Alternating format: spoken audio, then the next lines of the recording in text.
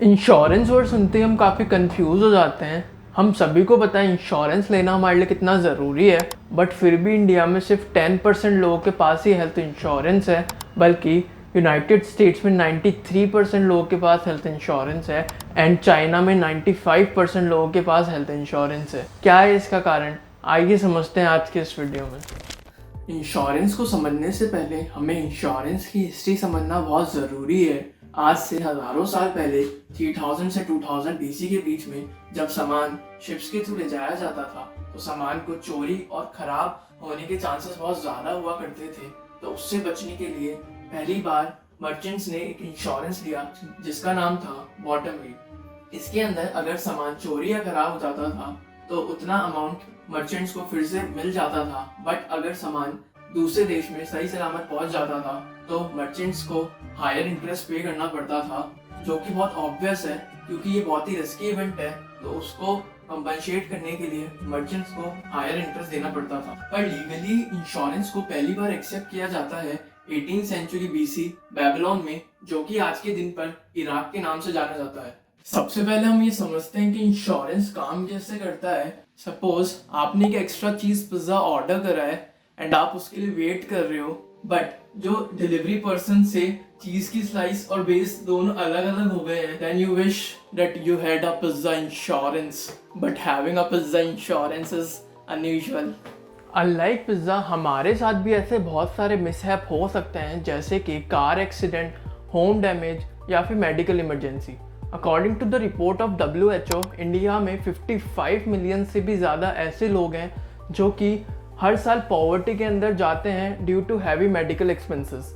तो हो सकता है ऐसे एक्सट्रीम इवेंट्स के लिए हमारे पास ऑन स्पॉट मनी ना हो, तो ऐसे फाइनेंशियल बर्डन से बचने के लिए हम इंश्योरेंस लेते हैं। नाउ द क्वेश्चन अराइजेस कि इंश्योरेंस कंपनी इतने क्लेम पे कैसे कर पाती है। तो insurance company basically pool in money from thousands and thousands of people and basically placing a bet that not everyone is going to claim all together. तो समझते हैं हमारे पिज्ज़ा इंश्योरेंस के एग्जाम्पल से।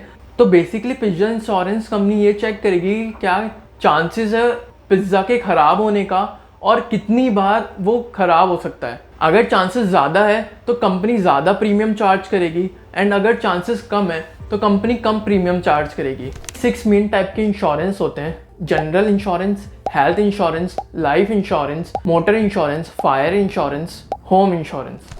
बट अभी तक तो हमें ऐसा लग रहा है कि इंश्योरेंस हमारे लिए कितना ज़रूरी है, बट फिर भी इंडिया में उसका पेनिट्रेशन इतना कम क्यों है? तो बेसिकली इसका रीज़न है जो फ्रॉड्स हो रहे हैं इस इंडस्ट्री के अंदर। इंडिया में 73% पॉलिसीज है वो एजेंट्स के थ्रू सेल करी जाती है एंड ज़्यादातर एजेंट्स वही पॉलिसी सेल करते हैं जिसके अंदर उनको ज़्यादा कमीशन मिलता है। According to many reports, agents को 55% तक भी कमीशन मिल सकता है। And the second fraud is, बहुत सारे लोग थोड़ा सा प्रीमियम बचाने के लिए अपनी करेक्ट इन्फॉर्मेशन नहीं देते हैं, जैसे कि वो स्मोकर है या फिर नॉन स्मोकर। तो इन सब से जब वो फर्दर क्लेम करते हैं पॉलिसी को, जब उनको क्लेम नहीं मिलता तो वो आगे डिस्करेज हो जाते हैं फर्दर पॉलिसीज़ लेने में। बट हम इन सब फ्रॉड से कैसे बच सकते हैं? तो सबसे पहले तो हम जिस कंपनी से इंश्योरेंस लेंगे उस कंपनी की लेजिटिमेसी को चेक करना चाहिए। तो वो हम चेक कर सकते हैं बहुत सारे रेशियो से, जैसे कि claim settlement ratio. Claim settlement ratio हमें बताता है कि कितने क्लेम पास हुए। फॉर एग्जांपल, अगर कंपनी के पास 100 क्लेम्स आते हैं और उसमें से 93 क्लेम पास हो जाते हैं तो मीन्स क्लेम सेटलमेंट रेशियो 93% हुआ। और क्लेम सेटलमेंट रेशियो 90 और 90 से ज़्यादा होता है वो अच्छा होता है। बट कंपनीज डेलिबरेटली अपने क्लेम सेटलमेंट रेशियो को अच्छा करके रखती है। फिर हम क्या चेक करें? तो हमें चेक करना है फिर अमाउंट सेटलमेंट रेशियो।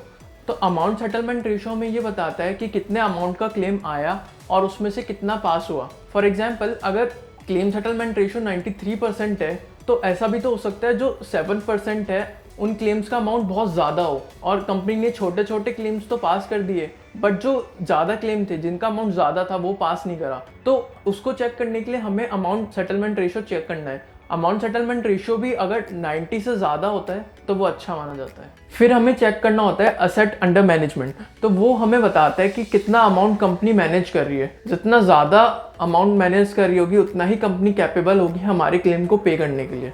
अपने लिए बेस्ट इंश्योरेंस कंपनी सेलेक्ट करने के बाद सबसे पहले आपको लेजिटिमेट इंटरमीडियरी चूज करना पड़ता है कि इंटरमीडियरी कोई फेक प्रोमिसेस तो नहीं कर रहा, या फिर वो आपको जो पॉलिसी बता रहा है वो लेजिटिमेट है कि नहीं है। तो वो आपको चेक करना पड़ता है कंपनी के कस्टमर केयर नंबर पे या फिर कंपनी की वेबसाइट पे।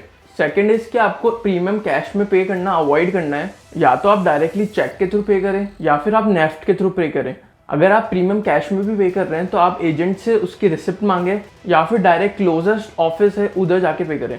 थर्ड इज आप कभी भी अपनी सेंसिटिव इन्फॉर्मेशन शेयर मत करें, जैसे कि Aadhaar card number, PAN card number या फिर insurance number. One of the biggest mistake people made is कि वो पॉलिसी डिटेल्स को कम्प्लीटली रीड नहीं करते हैं।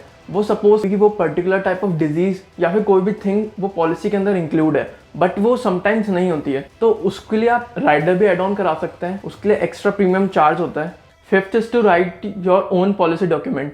अगर आप ऑफलाइन पॉलिसी ले रहे हैं तो आप ही सारे पॉलिसी डॉक्यूमेंट्स को फिल करें और उनको ढंग से चेक करें और फिर जाके साइन करें।